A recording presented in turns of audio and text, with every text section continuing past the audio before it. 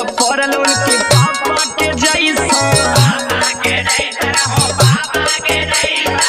अखिया तो पड़ल उनका मम्मी के जैसा और नकिया तो पड़ल पापा के जैसा बटले भी अखिया तो पड़ल उनकर मम्मी के जैसा। अरे हाय देख रे कितना सुंदर बारे सुनर लागे हो सुनर लागे उठे सोहर अंगनवा सुनर लागे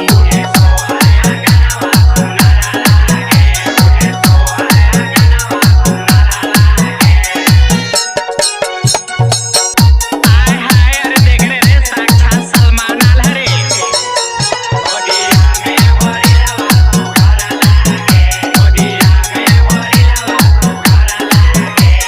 चाचा इनकर हीरो चाची लागेली हीरोइनी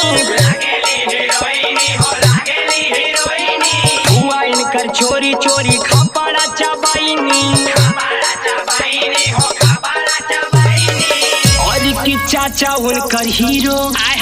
चाची लागेली हीरोइनी बटले भी हुआ उनकर चोरी चोरी खपड़ा चबाइनी अरे हाय तो छिनार रहबे कई भुआ